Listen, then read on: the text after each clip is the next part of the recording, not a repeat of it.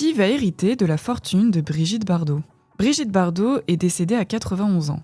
Et une question revient partout. Qui va hériter de sa fortune?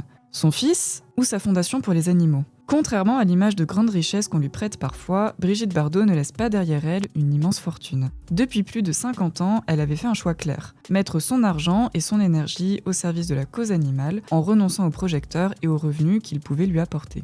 L'essentiel de ce qu'elle possédait a été destiné à la fondation Brigitte Bardot, créée en 1986. De son vivant, elle avait déjà organisé cette transmission. Sa maison emblématique de la Madrague, à Saint-Tropez, doit devenir un musée dont les bénéfices financeront les actions de la fondation. Sa maison de campagne dans les Yvelines, le refuge de Bazoches, a été transformée en refuge pour les animaux, tout comme d'autres biens immobiliers. À cela s'ajoutent les droits d'auteur de ses livres et publications qui continueront d'alimenter les finances de la fondation. Cette dernière est d'ailleurs reconnue d'utilité publique. Concrètement, cela signifie qu'elle peut recevoir des biens et de l'argent sans payer de droits de succession, contrairement aux héritiers classiques. Son fils unique, Nicolas-Jacques Charrier, aujourd'hui âgé de 65 ans, hérite quant à lui de la part minimale prévue par la loi française. Même si Brigitte Bardot avait souhaité privilégier sa fondation, elle ne pouvait légalement pas déshériter totalement son enfant. En présence d'un enfant unique, la loi impose qu'au moins la moitié du patrimoine net lui revienne.